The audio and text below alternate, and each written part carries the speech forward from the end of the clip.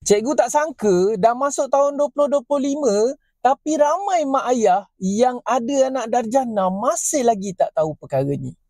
Okey guys, untuk mak ayah yang ada anak darjah 6 sekarang, bagi kemasukan ke sekolah menengah sains ataupun kita panggil sebagai asrama penuh dan juga sekolah menengah kebangsaan agama, sejak pandemik COVID-19 melanda negara, kita dah tak ada UPSR, kita dah tak ada PT3.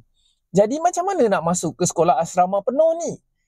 Ramai mak ayah yang tak tahu, ada satu peperiksaan yang menggantikan UPSR dan PT3. Benda ni dah lama dah. Daripada tahun 2021, kita panggil sebagai pentaksiran kemasukan ke sekolah khusus ataupun sebagai PKSK.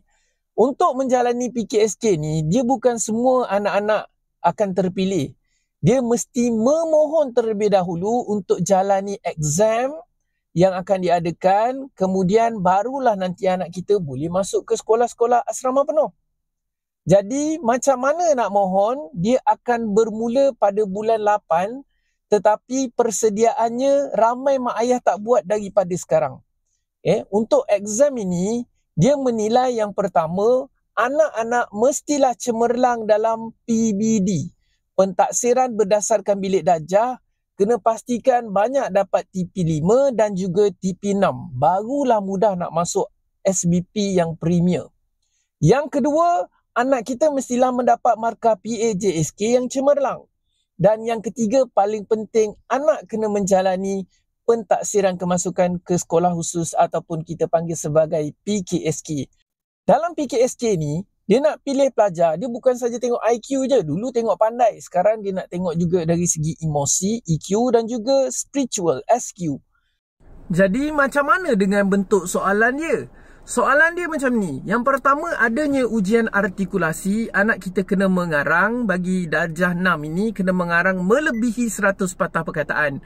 Bagi tingkatan 3 pula, ya, nak masuk college vocational, MTD, SBP, SMKA dan juga sekolah teknik, kena mengarang melebihi 250 patah perkataan.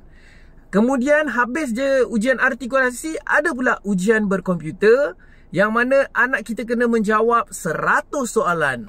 Dalam 90 minit 100 soalan.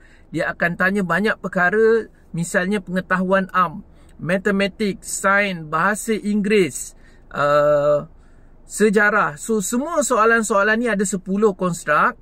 Yang kalau mak ayah nak tahu lebih lanjut, cikgu ada buat seminar persediaan PKSK.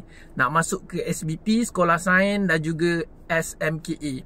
Bagi tingkatan 3 pun ada. Untuk yang tingkatan 3, nak masuk kolej-kolej vocational, nak masuk sekolah teknik, SBP, SMKA dan juga maktab tentera diraja pun boleh join seminar cikgu. Jadi buatlah persediaan awal, ambil tahu dulu apa kita perlu sediakan supaya insya-Allah mudah nanti anak kita nak masuk ke sekolah-sekolah elit ini. Jangan lupa yang paling penting, nak tahu info lanjut, korang kena tekan follow cikgu.